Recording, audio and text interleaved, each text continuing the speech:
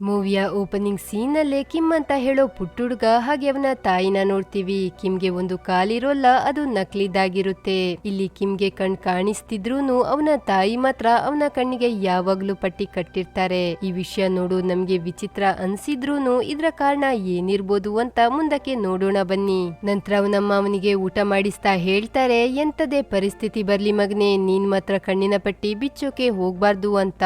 ಅದಕ್ಕೆ ಆ ಹುಡುಗನು ಆಯ್ತು ಅಮ್ಮ ಅಂತ ಹೇಳಿ ಊಟನ ಮಾಡ್ತಿರ್ತಾನೆ. ಅಷ್ಟರಲ್ಲಿ ಅವನಪ್ಪ ಅಲ್ಲಿಗೆ ಬಂದು ಅವನಮ್ಮನ ಜೊತೆ ದೂರದಲ್ಲಿ ಏನೋ ಮಾತಾಡ್ಕೊಂಡು ಅವಳಿಗೆ ಸಾಯೋ ರೀತಿ ಹೊಡಿಯೋಕೆ ಸ್ಟಾರ್ಟ್ ಮಾಡ್ತಾರೆ. ಅಮ್ಮನ ಅಳು ಕಿರ್ಚಾಟ ಕೇಳಿ ಕಿಮ್ಗೆ ತಡ್ಕೊಳಕಾಗದಷ್ಟು ಕೋಪ ಬಂದು ಅಮ್ಮನ ಮಾತ್ ಮೀರಿ ಕಣ್ಣಿನ ಪಟ್ಟಿ ತೆಗೆದು ಅಪ್ಪನ ಕಡೆ ಹೋಗ್ತಾನೆ. ಆಗ ಅವನಪ್ಪ ಇದ್ದಕ್ಕಿದ್ದಂತೆ ಹಿಂದೆ ಹಿಂದೆ ಹೋಗಿ ಒಂದು ಜಾಗದಲ್ಲಿ ನಿಂತು ಬಿಡ್ತಾನೆ. ಮುಂದೆ ಕೋಪದಿಂದ ಕಿಮ್ ಅವರನ್ನೇ ನೋಡ್ತಾ ನಿಂತಿರ್ತಾನೆ. ಅಷ್ಟೊತ್ತಿಗೆ ಅವನಪ್ಪನಿಗೆ ಏನಾಗುತ್ತೋ ಗೊತ್ತಿಲ್ಲ, ತನ್ನ ಕತ್ನ ತಾನೇ ಮುರ್ಕೊಂಡು ಸತ್ತೋಗ್ತಾನೆ. ಅದನ್ನ ನೋಡಿ ಅವನಮ್ಮ ಟೆನ್ಷನ್ ನಿಂದ ಅವನ ಫೇಸ್ಗೆ ಬಟ್ಟೆನ ಕವರ್ ಮಾಡ್ಕೊಂಡು ಯಾರು ಇಲ್ಲದಂತಹ ಪ್ಲೇಸ್ಗೆ ಕರ್ಕೊಂಡೋಗಿ ಅವನನ್ನ ಪ್ರೀತಿ ಮಾಡ್ತಾ ಹೇಳ್ತಾರೆ, ನಿನ್ಗೆ ಮೊದ್ಲೇ ಹೇಳಿದ್ದೆ ಅಲ್ವಾ, ಅದು ಎಂತದೇ ಪರಿಸ್ಥಿತಿ ಬರ್ಲಿ ನೀನ್ ಮಾತ್ರ ಕಣ್ಣಿನ ಪಟ್ಟಿ ಬಿಚ್ಚಬಾರ್ದು ಅಂತ. ಯಾಕೆ ಬಿಚ್ಚದೆ ಹೇಳು, ಯಾಕೆ ಬಿಚ್ಚದೆ ಹೇಳು ಅಂತ ಸಡನ್ ಆಗಿ ಅವನ ಕತ್ತಿಸ್ಕಿ ಸಾಯಿಸೋಕೆ ಮುಂದಾಗ್ತಾಳೆ. ಆಗ ಅವರಿಗೂ ಏನಾಗುತ್ತೋ ಗೊತ್ತಿಲ್ಲ, ಸಡನ್ ಆಗಿ ಅವನನ್ನ ಬಿಟ್ಟು ನದಿಯ ತಟದಲ್ಲಿ ಹೋಗಿ ನಿಂತು ಬಿಡ್ತಾರೆ. ಅವರಿಗೆ ವಾಪಸ್ ಪ್ರಜ್ಞೆ ಬರೋವಷ್ಟರಲ್ಲೇ ಕಿಮ್ ಅಲ್ಲಿ ಇರಲ್ಲ.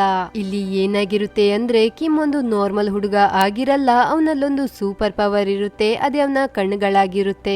ಯಾರನ್ ಬೇಕಾದ್ರೂ ನೋಡಿ ಅವನ ಕಂಟ್ರೋಲ್ಗೆ ತಗೊಂಡ್ ಬರುವಂತ ಶಕ್ತಿ ಅವನ ಕಣ್ಣಲ್ಲಿರುತ್ತೆ. ಅದೇ ಶಕ್ತಿನ ಯೂಸ್ ಮಾಡ್ಕೊಂಡು ಕಿಮ್ ಅವನ ತಂದೆನ ಕೊಂದಿರ್ತಾನೆ. ಹಾಗೆ ಅವನನ್ನ ಸಾಯಿಸೋಕೆ ಬಂದ ಅವನ ತಾಯಿನೂ ಅವನಿಂದ ದೂರ ಸರಿಸಿರ್ತಾನೆ. ಅವನ ತಾಯಿಗೆ ಮೊದ್ಲಿನಿಂದಲೂ ಒಂದು ಆತಂಕ ಇರುತ್ತೆ, ಎಲ್ಲಿ ಅವನ ಶಕ್ತಿನ ತನ್ನ ಸ್ವಾರ್ಥಕ್ಕೋಸ್ಕರ ಯೂಸ್ ಮಾಡ್ಕೊಂಡು ಬೇರೆಯವರಿಗೆ ತೊಂದರೆ ಕೊಟ್ಟು ಬಿಡ್ತಾನೋ ಅಂತ.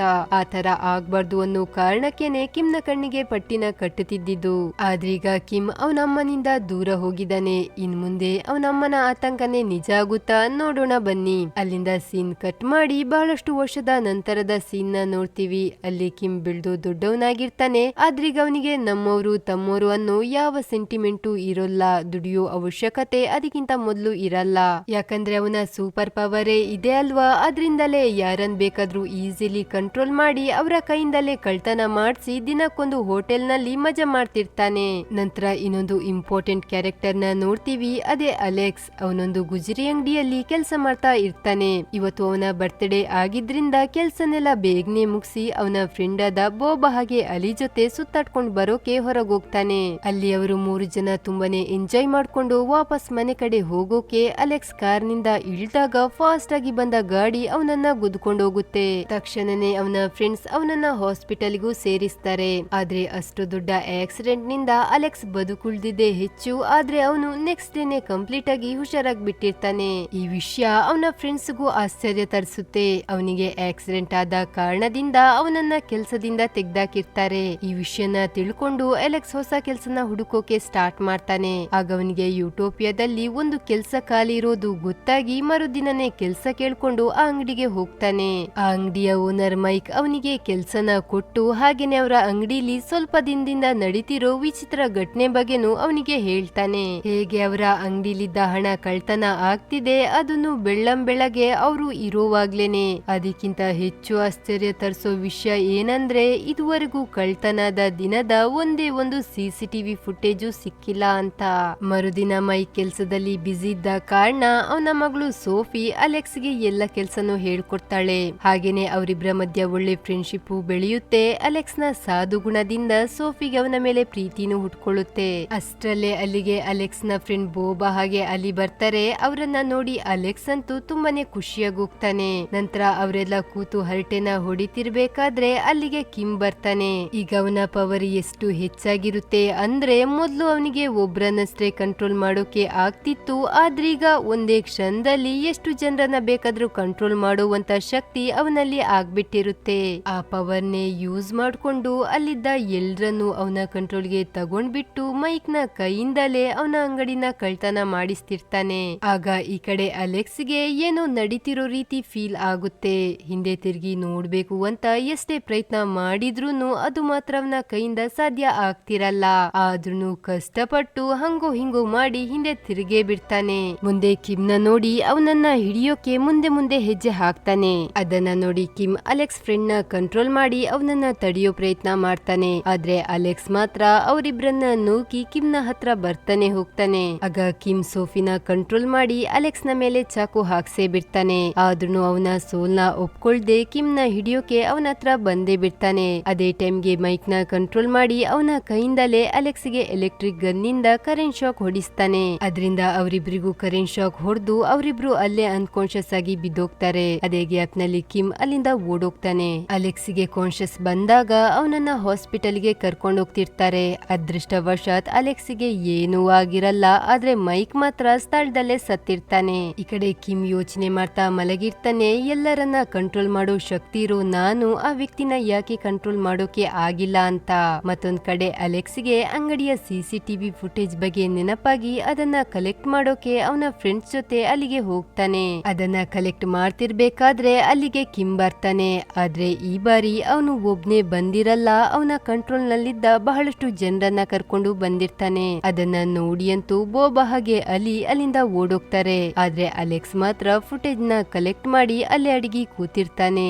ಆಗ ಕಿಮ್ ಅಲ್ಲಿಗೆ ಬಂದು ಅವನನ್ನ ಹುಡುಕಿ ದೊಡ್ಡ ಫೈಟೇ ಅವರಿಬ್ಬರ ಮಧ್ಯ ನಡೆಯುತ್ತೆ. ಅವರ ಫೈಟ್ ಅಂಗಡಿಯಿಂದ ರೋಡಿನ ತನಕ ಬರುತ್ತೆ. ರಾತ್ರಿ ಆಗಿದ್ದ ಕಾರಣ ಅಕ್ಕಪಕ್ಕ ಯಾರು ಇರೋಲ್ಲ. ಅದರಿಂದ ಕಿಮ್ ಅಲ್ಲಿಂದ ಓಡೋಗೋಕೆ ಸ್ಟಾರ್ಟ್ ಮಾಡ್ತಾನೆ.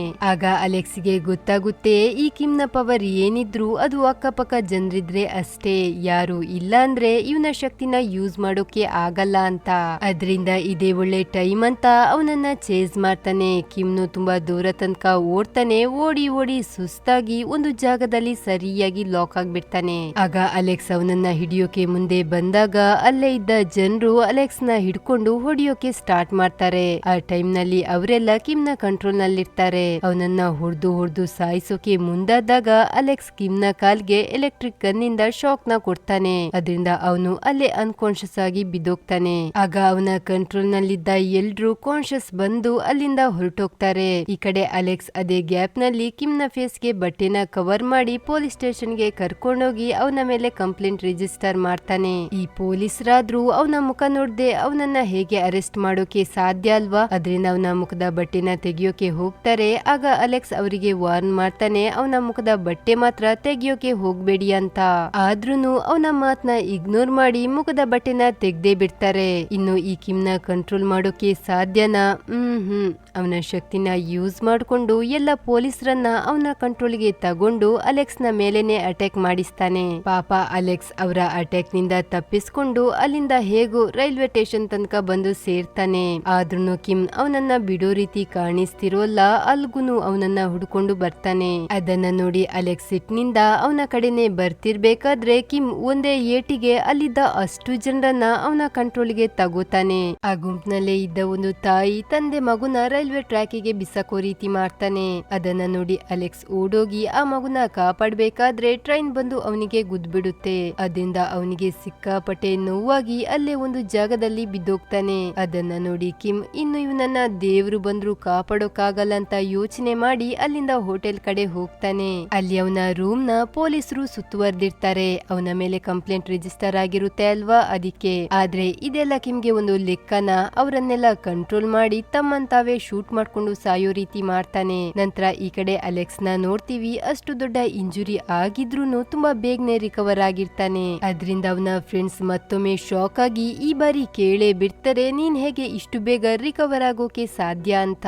ಆಗ ಅಲೆಕ್ಸ್ ಅವನಲ್ಲಿರೋ ಸೂಪರ್ ಪವರ್ ಬಗ್ಗೆ ಹೇಳ್ಕೊತಾನೆ. ಅವನಲ್ಲೂ ಒಂದು ಶಕ್ತಿ ಇರುತ್ತೆ, ಅದೇ ಹೀಲಿಂಗ್ ಪವರ್ ಆಗಿರುತ್ತೆ. ಅದರಿಂದಲೇ ಅಲೆಕ್ಸ್ ನ ಬಾಡಿ ತುಂಬಾ ಬೇಗನೆ ರಿಕವರ್ ಆಗ್ತಾ ಇರುತ್ತೆ. ಈಗ ಅಲೆಕ್ಸ್ ಅರ್ಥ ಮಾಡ್ಕೊಂಡಿರ್ತಾನೆ ತನ್ನ ಸ್ವಾರ್ಥಕ್ಕೋಸ್ಕರ ಕಿಮ್ ಎಷ್ಟು ಜನರ ಜೀವ ಬೇಕಾದ್ರೂ ತೆಗಿಯೋಕೆ ರೆಡಿ ಇದ್ದಾನೆ ಅಂತ. ಅದಕ್ಕೆ ಇನ್ನು ಇವನನ್ನ ಬದುಕೋಕೆ ಬಿಡಬಾರ್ದು ಅಂತ ಅವನನ್ನ ಸಾಯಿಸೋ ಪ್ಲಾನ್ ಹಾಕಿ ಬೋಬ ಹಾಗೆ ಅಲಿಯಾ ಸಾತ್ನು ತಗೋತಾನೆ. ಅವರಿಬ್ರು ಅವನ ಗಾಡಿಯ ಫ್ರಂಟ್ ಗೆ ಫ್ಲಾಶ್ ಲೈಟ್ ನ ಕಟ್ತಾರೆ. ಅದರಿಂದ ಕಿಮ್ನ ದೃಷ್ಟಿಯಿಂದ ಬಚಾವಾಗ್ಬೋದು ಅಂತ.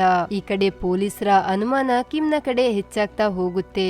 ಆಗ ಅವನಿಗೆ ಅಮ್ಮ ಇರೋದು ಗೊತ್ತಾಗಿ ಅವ್ರತ್ರ ಕಿಮ್ ಬಗ್ಗೆ ವಿಚಾರಿಸೋಕೆ ಹೋದಾಗ ಅಲ್ಲಿಗೆ ಕಿಮ್ ಬಂದು ಪೊಲೀಸರನ್ನೆಲ್ಲ ಕೊಂದು ಅವನ ಅಮ್ಮನ ಕೊಲ್ಲೋಕು ಹೊರಡ್ತಾನೆ. ಆದ್ರೆ ಅವನಿಗೆ ಅಮ್ಮನ ಕೊಲ್ಲುವಷ್ಟು ಧೈರ್ಯ ಬರಲ್ಲ. ಅವನು ಕಳ್ತನ ಮಾಡಿರೋ ಹಣದಲ್ಲೇ ಸ್ವಲ್ಪ ಹಣನ ಅವನಮ್ಮಗೆ ಕೊಟ್ಟು ಅಲ್ಲಿಂದ ಹೊರಡ್ತಾನೆ. ಈ ಕಡೆ ಅಲೆಕ್ಸ್ ಕಿಮ್ನ ಹುಡುಕೋಕೆ ಸ್ಟಾರ್ಟ್ ಮಾಡ್ತಾನೆ. ಎಷ್ಟೇ ಹುಡುಕಿದ್ರು ಕಿಮ್ ಮಾತ್ರ ಸಿಕ್ತಿರಲ್ಲ. ಹುಡುಕ್ತಾ ರಾತ್ರಿನೇ ಆಗ್ಬಿಡುತ್ತೆ. ಅಷ್ಟೊತ್ತಿಗೆಲ್ಲ ಅಲೆಕ್ಸ್ಗೂ ನಿದ್ದೆ ಬಂದು ಅಲ್ಲೇ ಮಲಗ್ಬಿಡ್ತಾನೆ. ಸ್ವಲ್ಪ ಹೊತ್ತು ಬಿಟ್ಟು ಎಚ್ಚರ ಆದಾಗ ಬೋಬಾ ಕಿಮ್ನ ಕಂಟ್ರೋಲಿಗೆ ಬಂದು ಆಲಿ ಮೇಲೆನೆ ಅಟ್ಯಾಕ್ ಮಾಡ್ತಿರ್ತಾನೆ. ಅವರಿಬ್ರನ್ನ ತರ್ದು ಇಲ್ಲೇ ಎಲ್ಲೋ ಕಿಮ್ ಇದ್ದಿರ್ಬೇಕು ಅಂತ ಅವನನ್ನ ಹುಡುಕೋಕೆ ಶುರು ಮಾಡ್ತಾನೆ. ಆಗ ಬಿಲ್ಡಿಂಗ್ ನ ಮೇಲೆ ಕಿಮ್ ನಿಂತಿರೋದು ಗೊತ್ತಾಗಿ ಆ ಬಿಲ್ಡಿಂಗ್ ಒಳಗೆ ಹೋದಾಗ ಅಲ್ಲಿ ಮೊದ್ಲೇ ಕಿಮ್ ಅಲ್ಲಿರೋರನ್ನೆಲ್ಲ ಅವನ ಕಂಟ್ರೋಲಿಗೆ ತಗೊಂಡಿರ್ತಾನೆ. ಹಾಗೇನೆ ಅವರ ಮುಖಾಂತರನೇ ಅಲೆಕ್ಸ್ ಜೊತೆ ಮಾತಾಡ್ತಾನೆ. ಇದುವರೆಗೂ ಯಾರೆಲ್ಲ ಸತ್ತಿದಾರೋ ಅವರ ಸಾವಿನ ಕಾರಣ ನೀನೆ. ನನಗೆ ಯಾರನ್ನು ಕೊಲ್ಲೋ ಉದ್ದೇಶನೂ ಇರ್ಲಿಲ್ಲ. ನನ್ ಪಾಡಿಗೆ ನಾನು ಕದೀತಿದ್ದೆ, ಅಲ್ಲಿಂದ ಹೋಗ್ತಿದ್ದೆ. ಕನಿಷ್ಠ ಪಕ್ಷ ಇದ್ರಿಂದ ಯಾರ ಪ್ರಾಣನೂ ಹೋಗ್ತಿರ್ಲಿಲ್ಲ ಅಲ್ವಾ? ಆದ್ರೆ ನಿನ್ನ ಕಾರಣದಿಂದ ಎಷ್ಟು ಜನರು ಸಾಯ್ಬೇಕಾಯ್ತು. ಅವರೆಲ್ಲ ಸಾವಿನ ಹೊಣೆ ನಿಂದೆ ಆಗಿರುತ್ತೆ. ಅದು ಬಿಡು, ಈಗ ಇವರನ್ನೆಲ್ಲ ಬಿಲ್ಡಿಂಗ್ ನಿಂದ ಕೆಳಗೆ ಹಾಕಿದ್ರೆ ಇವರ ಸಾವಿನ ಹೊಣೆ ನೀನಾಗಿರ್ತೀಯಾ ಅಥವಾ ನಾನಾಗಿರ್ತೀನಾ? ಈಗ ನೀನು ಇಲ್ಲಿಂದ ಹೋಗಿಲ್ಲ ಅಂದ್ರೆ ಒಬ್ಬೊಬ್ಬರನ್ನ ಕೆಳಗೆ ಹಾಕ್ಬೇಕಾಗುತ್ತೆ ಅಂತ ಅವನನ್ನ ಹೆದರಿಸ್ತಾನೆ. ಆದ್ರೂನು ಅಲೆಕ್ಸ್ ಅಲ್ಲಿಂದ ಹೋಗೋಲ್ಲ. ಹಾಗಾಗಿ ಎಲ್ರನ್ನ ಒಬ್ಬೊಬ್ಬರನ್ನಾಗಿ ಸಾಯಕ್ ಬಿಟ್ಟು ಅಲ್ಲಿಂದ ಹೋಗ್ತಾನೆ. ಅದನ್ನೆಲ್ಲ ನೋಡ್ತಾ ಇದ್ರೂನು ಅಲೆಕ್ಸ್ ನ ಕೈಲಿ ಏನು ಮಾಡೋಕ್ ಆಗ್ತಿರಲ್ಲ. ಬೇಸರದಿಂದ ಅಲ್ಲಿಂದ ಓಡೋಗ್ತಾನೆ. ಈ ಕಡೆ ಹೊರಗ್ ಬಂದ ಕಿಮ್ ನ ಮೇಲೆ ಬೋಬಾ ಅಲ್ಲಿ ಫೈರ್ ಮಾಡ್ತಾರೆ. ಆದ್ರೆ ಅದು ಅಷ್ಟು ಫಲಕಾರಿಯಾಗಿರೋಲ್ಲ. ಅದರಿಂದ ಯಾವ ಗಾಯನೂ ಕಿಮ್ಗೆ ಆಗಲ್ಲ. ನಂತರ ಅವರಿಬ್ರನ್ನ ನೋಡಿ ಅವನ ಕಂಟ್ರೋಲ್ಗೆ ತಗೋತಾನೆ. ಮತ್ತೊಂದ್ ಕಡೆ ಅಲೆಕ್ಸ್ ಅವನ ಫ್ರೆಂಡ್ಸ್ ನ ಹುಡುಕ್ತಾನೆ. ಆದ್ರೆ ಅವ್ರ್ಯಾರು ಅವನಿಗೆ ಸಿಗೋದೇ ಇಲ್ಲ.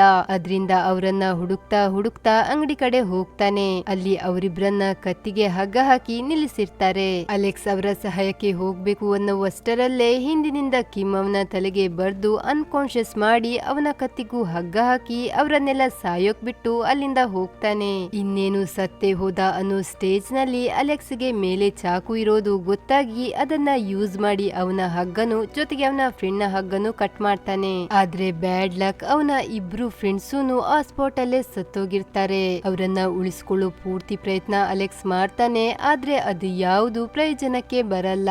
ಅದೇ ಸಿಟ್ನಿಂದ ಈ ಕಿಮ್ ನ ಮಾತ್ರ ಸುಮ್ನೆ ಬಿಡ್ಬಾರ್ದು ಅಂತ ಹುಡುಕೋಕೆ ಸ್ಟಾರ್ಟ್ ಮಾಡ್ತಾನೆ. ಆಗ ಕಿಮ್ ಸಿಗ್ತಾನೆ ಕೂಡ. ಆದ್ರೆ ಅವನು ಸೋಫಿನ ಕಂಟ್ರೋಲ್ ಮಾಡಿ ಅವನ ಜೊತೆ ಕರ್ಕೊಂಡು ಹೋಗ್ತಾನೆ. ಅಲೆಕ್ಸ್ ಅವನನ್ನ ಫಾಲೋ ಮಾಡ್ಕೊಂಡು ಗಾಡಿಲಿ ಹಿಂದೆನೆ ಹೋಗ್ತಾನೆ. ಆ ವಿಷಯ ಕಿಮ್ಗೆ ಗೊತ್ತಾಗಿ ಅಲ್ಲಿದ್ದ ಎಲ್ಲ ಡ್ರೈವರ್ ಅನ್ನ ಅವನ ಕಂಟ್ರೋಲ್ಗೆ ತಗೊಂಡು ಒಂದು ದೊಡ್ಡ ಆಕ್ಸಿಡೆಂಟ್ ಮಾಡೋಕೆ ಹೊರಡ್ತಾನೆ. ಆಗ ಅಲೆಕ್ಸ್ ಗೆ ಏನ್ ಮಾಡೋದು ಅಂತಲೇ ತಲೆ ಓಡಲ್ಲ. ಅವಾಗ ಅವನ ಸಹಾಯಕ್ಕೆ ಬರೋದೇ ಅವನ ಫ್ರೆಂಡ್ಸ್ ನ ಆತ್ಮ. ಆ ಕಾರ್ ನಲ್ಲಿದ್ದ ಒಂದು ಬಟನ್ ಅನ್ನ ಒತ್ತೋಕೆ ಹೇಳ್ತವೆ. ಅಲೆಕ್ಸ್ ಆ ಬಟನ್ ನ ಒತ್ತಬೇಕಾದ್ರೆ ಆ ಕಾರ್ ಆಕ್ಸಿಡೆಂಟ್ ಆಗೋ ಮೊದ್ಲೇ ತುಂಬಾ ಫಾಸ್ಟ್ ಆಗಿ ಅಲ್ಲಿಂದ ಪಾಸ್ ಆಗಿ ಬಿಡುತ್ತೆ. ಈ ಕಡೆ ಕಿಮ್ ಸೋಫಿನ ಕರ್ಕೊಂಡು ಒಂದು ದೊಡ್ಡ ಬಿಲ್ಡಿಂಗ್ ಮೇಲೆ ಹೋಗ್ತಾನೆ.